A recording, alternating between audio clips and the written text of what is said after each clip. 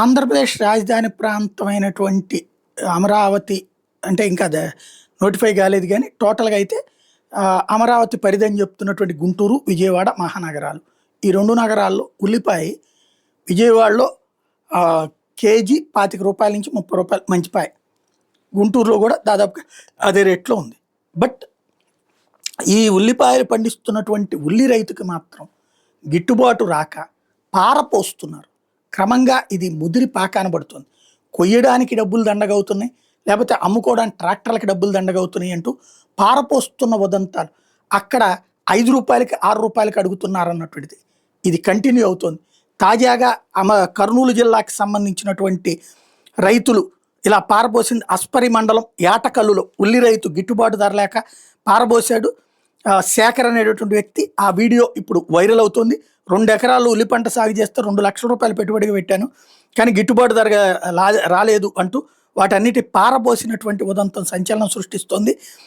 రైతులకి తనది చూసైనా సరే రైతులకి న్యాయం చేయండి అని అడుగుతున్నాడు. ఇక్కడ సమస్య ఏంటంటే లేదు, అన్ని ఏర్పాట్లు చేశామని ప్రభుత్వం చెప్తోంది, ఇది వాళ్ళ దగ్గర నుంచి కొనేటటువంటిది. బట్ ఇక్కడ చూస్తేనేమో ఈ పరిస్థితి తలెత్తుంది. ఆ రైతు ఏం మాట్లాడాడు చూస్తే అర్థమవుతుంది. కూడా మద్దతు ధర లేదు, రైతుకు నష్టపోకుండా ఎందుకు నష్టపోవాలి చూడండి.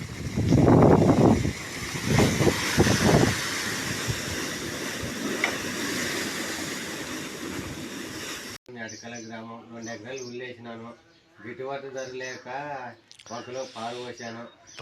ఎకరాకి 1 లక్ష పెట్టినాను, 2 లక్షలు నష్టమైంది. గవర్నమెంట్ కూడా ఏం ఆదుకోలేదు, గిట్టుబాటు ధర లేదు. కర్నూలు జిల్లా ఆస్పేర్ మండలం యాటకల గ్రామం.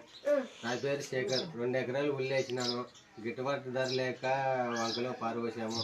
ఎకరాకి 1 లక్ష అయింది, 2 లక్షలు నష్టపోయినాను. గవర్నమెంట్ కూడా ఏం ఆదుకోలేదు. చూడండి బ్రో, మా రైతులు కష్టం ఇంత పండించినా కూడా మద్దతు ధర లేదు, రైతుకు నష్టపోకుండా ఎందుకు నష్టపోవాలి చూడండి.